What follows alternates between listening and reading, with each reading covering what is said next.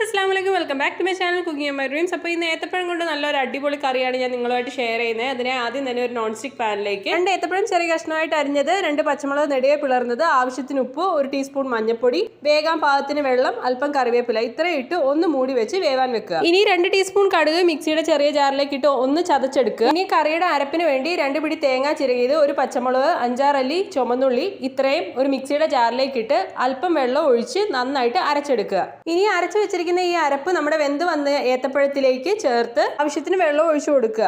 ഇനി ഇതിലേക്ക് 2 table spoon തൈരും, ഒരു ചെറിയ കഷ്ണം ശർക്കരയും, ചതച്ചു വെച്ചിരിക്കുന്ന കടുകും ചേർത്ത് ആവശ്യത്തിന് ഉപ്പ് വേണമെങ്കിൽ അതും ചേർത്ത് നന്നായിട്ട് ഇളക്കി ചെറിയ തിള വരുമ്പോൾ വാങ്ങുക. വീഡിയോസ് ഇഷ്ടമാണെന്നുണ്ടെങ്കിൽ ചാനൽ ഒന്ന് ലൈക്ക് ചെയ്ത് ഷെയർ ചെയ്ത് സബ്സ്ക്രൈബ് ചെയ്യുക. ഇനി താളിക്കാനായിട്ട് ഒരു നോൺ സ്റ്റിക് പാനിലേക്ക് എണ്ണ ഒഴിച്ച് എണ്ണ ചൂടായി വരുമ്പോൾ കടുക്, കറിവേപ്പില, വറ്റൻമുളക്, ഏറ്റവും ഒടുവിൽ ഒരല്പം മുളക് പൊടിയും കൂടെ ചേർത്ത് താളിച്ചൊഴിക്കുക. See you again with yet another video. It's me Shaila signing off. Take care. Allah Hafiz.